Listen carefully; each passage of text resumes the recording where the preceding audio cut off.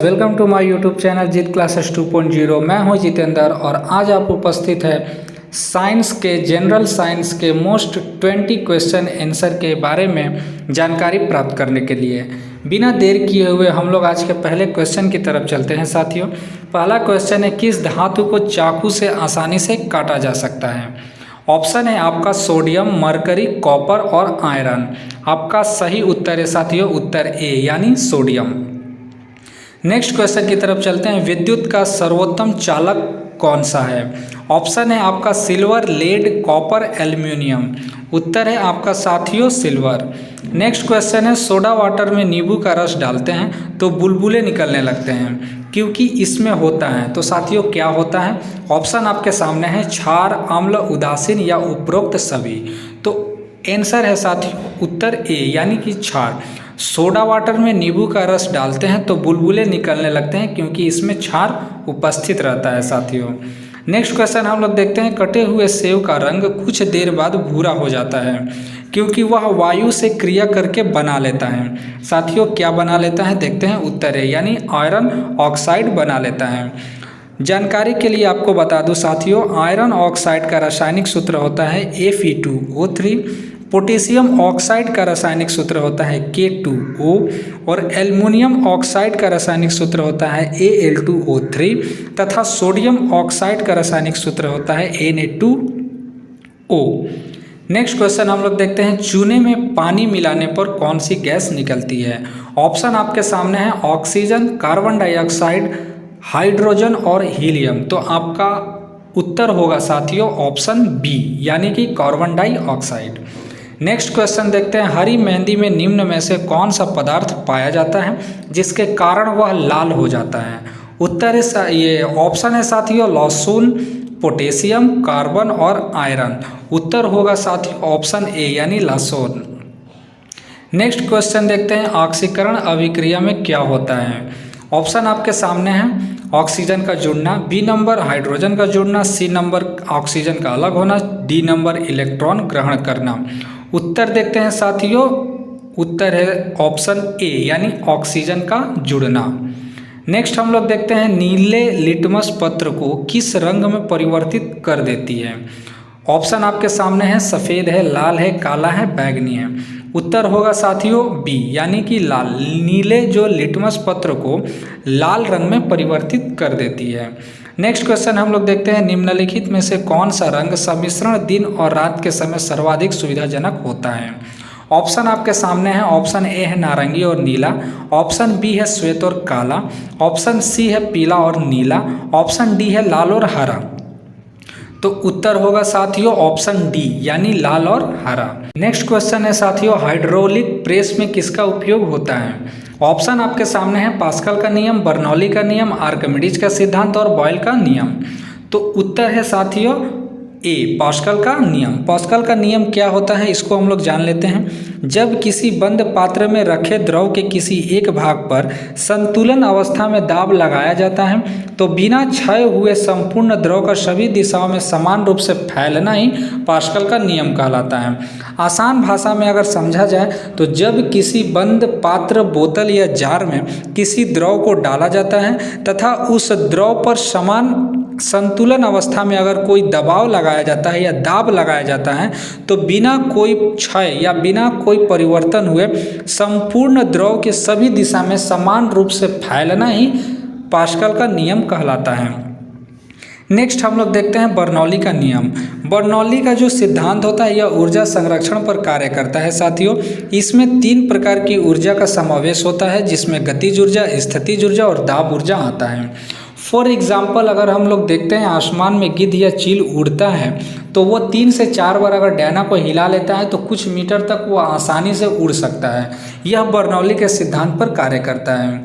आगे हम लोग बर्नौली सिद्धांत के बारे में देख लेते हैं। जब कोई तरल किसी क्षैतिज स्थित किसी पाइप से होकर बह रहा हो जबकि इसका गुरुत्वीय स्थितिज ऊर्जा में कोई परिवर्तन न हो तो तरल दाब कम करने पर तरल का वेग बढ़ता है। इसे ही बर्नौली का नियम कहते हैं। जानकारी के लिए बता दूं साथियों कि बर्नौली का नियम का उपयोग जो है हमारे निजी लाइफ में भी बहुत ज़्यादा होता है। अगर ट्रेन तेज़ी से आती है तो कुछ बच्चे अगर ट्रेन के सामने खड़े हो जाते हैं तो उनको सीनियर्स लोग क्या बोलते हैं कि भाई थोड़ा पीछे हट जाओ, नहीं तो ट्रेन आपको खींच लेगी।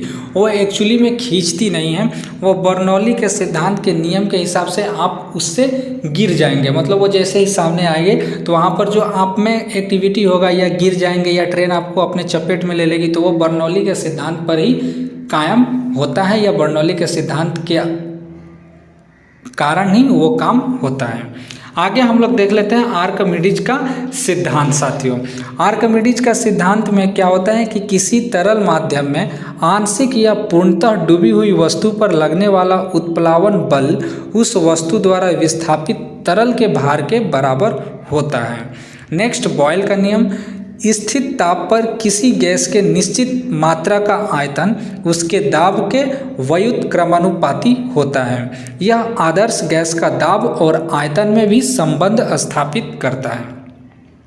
नेक्स्ट क्वेश्चन देखते हैं, पनडुब्बियां पानी में चलती है, उनके इंजनों में निम्नलिखित में से किस ईंधन का प्रयोग किया जाता है? ऑप्शन आपके सामने है, पेट्रोल तथा ऑक्सीजन, डीजल, बैटरी, भाप। उत्तर है साथियों डी यानी कि भाप। नेक्स्ट क्वेश्चन देखते हैं, वाहन चालन हेतु पश्च दृश्य दर्पण होता है। ऑप्शन आपके सामने है, साधारण, अवतल, उत्तल, प्रतिलोमित।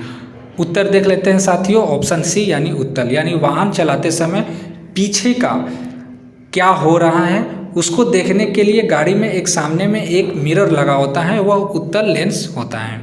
नेक्स्ट हम लोग देखते हैं, रेफ्रिजरेशन वह प्रक्रिया है जिससे क्या होता है, कीटाणु मारे जाते हैं, या कीटाणुओं को वृद्धि दर घटाई जाती है, या कीटाणुओं की कार्य क्षमता रोकी जाती है, या कीटाणुओं की प्लाज्मा बन जाता है। ऑप्शन देखते हैं, उत्तर देखते हैं साथियों बी यानी कीटाणुओं की वृद्धि दर घट जाती है रेफ्रिजरेशन की प्रक्रिया से। नेक्स्ट देखते हैं, किसी मनुष्य के लिए स्वच्छ हवा की कितनी मात्रा आवश्यक है? ऑप्शन आपके सामने है, उत्तर देख लेते हैं, ऑप्शन डी यानी 1000 घन फीट वायु प्रत्येक 10 सेकंड में आवश्यकता पड़ती है। किसी मनुष्य के लिए स्वच्छ हवा की कितनी आवश्यकता पड़ती है? तो 100 घन फीट वायु प्रत्येक 10 सेकंड में आवश्यकता होती है।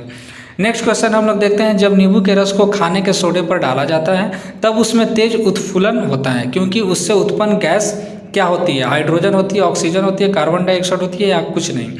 ऑप्शन है साथियों विटामिन ये कार्बन डाइऑक्साइड यानी सी। नेक्स्ट क्वेश्चन देखते हैं साथियों, आधुनिक शक्तिशाली चुंबक किससे बनते हैं? ऑप्शन आपके सामने है, लोह यौगिक से, लोह चुंबकीय पदार्थों से, एल्यूमिनियम, कोबाल्ट एवं निकेल की मिश्र धातुओं से, लोहा, कोबाल्ट एवं निकेल की मिश्र धातुओं से। उत्तर साथियों ऑप्शन सी यानी एल्यूमिनियम, कोबाल्ट एवं निकेल की मिश्र धातुओं से। नेक्स्ट क्वेश्चन देखते हैं, आधुनिक चर्म शोधन उद्योगों में ऐसी कौन सी भारी धातु पाई जाती है जो विषैली होती है? ऑप्शन है साथियों निकेल, जस्ता, क्रोमियम, सीसा। उत्तर देख लेते हैं, ऑप्शन सी यानी क्रोमियम। नेक्स्ट हम लोग देखते हैं, एनीमिया रोग होने पर शरीर में किस चीज़ की कमी हो जाती है? ऑप्शन है साथियों रक्त में हीमोग्लोबिन की, विटामिन की, जल की, या खनिज लवण की। उत्तर देख लेते हैं, ऑप्शन ए यानी रक्त में हीमोग्लोबिन की मात्रा का कमी हो जाती है एनीमिया रोग में।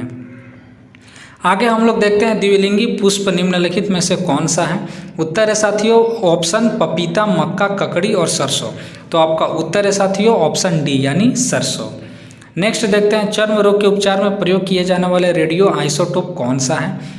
ऑप्शन है रेडियो सीसा, radio cobalt, radio phosphorus, radio iodine. उत्तर हम लोग देख लेते हैं, ऑप्शन सी यानी रेडियो फास्फोरस। नेक्स्ट हम लोग देख लेते हैं, वन लाइनर कुछ। चंद्रमा पर वायुमंडल न होने का कारण है पलायन वेग। ठीक है साथियों, यदि किसी सरल लोलक की लंबाई 4% बढ़ा दी जाए तो उसका आवर्तकाल में क्या परिवर्तन आएगा? तो 2% बढ़ जाएगा। नेक्स्ट क्वेश्चन देखते हैं, एक लड़की झूला झूल रही है, उसके पास एक अन्य लड़की आकर बैठ जाती है तो झूले का आवर्तकाल में क्या परिवर्तन आएगा? वह अपरिवर्तित रहेगा, यानी जिस स्पीड से वो झूल रहा है उसी स्पीड से वो झूलता रहेगा। नेक्स्ट देखते हैं, हम रेडियो की घुंडी घुमाकर विभिन्न स्टेशनों के प्रोग्राम सुनते हैं, यह संभव कब है? अनुनाद के कारण। नेक्स्ट और आज का लास्ट क्वेश्चन है साथियों, वेंचुरी मीटर से क्या ज्ञात किया जाता है? तो जल के प्रवाह की दर वेंचुरी मीटर से ज्ञात किया जाता है। आज का वीडियो कैसा लगा हमें कमेंट करके जरूर बताइएगा साथियों, और सब्सक्राइब करना ना भूलें। तो धन्यवाद साथियों।